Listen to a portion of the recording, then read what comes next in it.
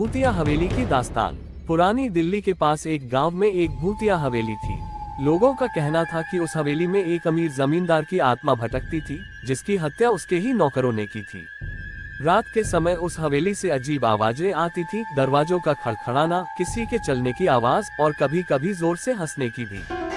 गांव वालों का कहना था कि जिसने भी उस हवेली के अंदर जाने की कोशिश की, वो कभी लौटकर वापस नहीं आया। एक बार गांव के कुछ निडर युवकों ने ठान लिया कि वे इस भूतिया हवेली के रहस्य का पर्दाफाश करेंगे। वे एक रात अपने साथ टॉर्च और हथियार लेकर हवेली में घुस गए। अंदर जाते ही उन्होंने देखा कि हवेली के हर कोने में अंधेरा फैला हुआ था। जैसे ही वे हवेली के मुख्य कक्ष में पहुंचे, अचानक दरवाजे खुद ब खुद बंद हो गए। चारों तरफ से एक ठंडी हवा चलने लगी और अचानक एक जोरदार हंसी सुनाई दी। युवकों ने देखा कि एक धुंधली परछाई उनकी ओर बढ़ रही थी। उन्होंने भागने की कोशिश की, लेकिन दरवाजे पर एक अदृश्य ताकत ने उन्हें रोक लिया। उस रात के बाद उन युवकों का कभी कोई पता नहीं चला। आज भी लोग कहते हैं कि हवेली के पास से गुजरते समय वहां से किसी के कराहने और मदद की पुकार सुनाई देती है। रात के 12 बजे थे। रवि अपने कमरे में अकेला बैठा हुआ था। चारों तरफ सन्नाटा फैला हुआ था। अचानक उसके फोन की घंटी बजी। उसने फोन उठाया, लेकिन कोई बोल नहीं रहा था। वह कुछ कहने ही वाला था कि फोन कट गया। कुछ देर बाद फिर से फोन की घंटी बजी। इस बार भी वही नंबर था। रवि ने फोन उठाया और धीरे धीरे कहा, हेलो। दूसरी तरफ से एक धीमी, डरावनी आवाज आई, तुम्हारे पीछे देखो।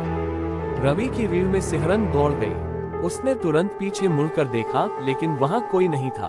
उसने सोचा कि शायद कोई मजाक कर रहा है और फोन को दरकिनार कर दिया। कुछ समय बाद जब वह सोने के लिए तैयार हो रहा था, तब फिर से वही कॉल आई। इस बार आवाज और भी डरावनी थी। मैं तुम्हारे बहुत पास हूँ, रवि। अब रवि का दिल तेजी से धड़कने लगा। उसने फोन को झट से काट दिया और बिस्तर में घुस गया। लेकिन उसकी बेचैनी उसे सोने नहीं दे रही थी। उसने सोचा कि शायद कोई उसके साथ खेल खेल रहा है।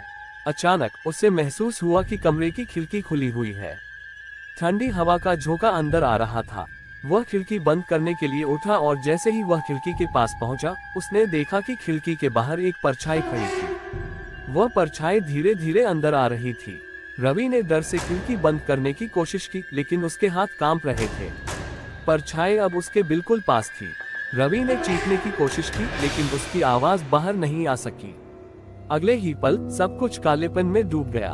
अगली सुबह रवि के घर के बाहर पुलिस की गाड़ी खड़ी थी। किसी ने बताया था कि रात में वहां से अजीबोगरीब आवाजें आ रही थीं। जब पुलिस अंदर गई तो कमरे में केवल रवि का फोन पड़ा हुआ मिला, लेकिन रवि का कोई पता नहीं चला। गांव के किनारे पर एक पुरानी हवेली थी, जिसे लोग भूतिया हवेली कहते थे।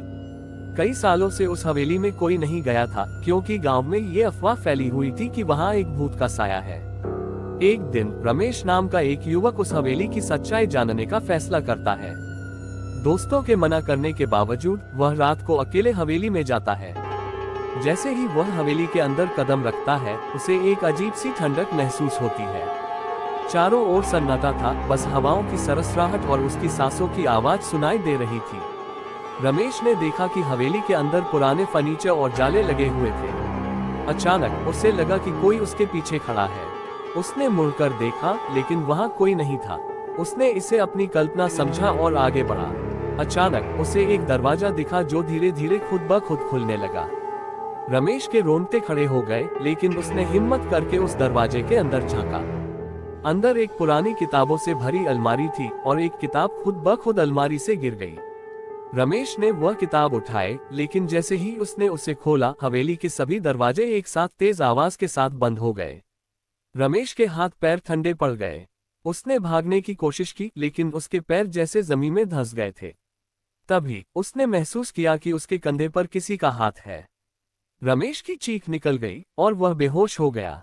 अगली सुबह गांव वालों ने रमेश को हवेली के बाहर बेहोश पाया। होश में आने पर रमेश ने बताया कि उसे लगा जैसे कोई अदृश्य शक्ति उसे हवेली से बाहर धकेल रही थी। इसके बाद रमेश ने उस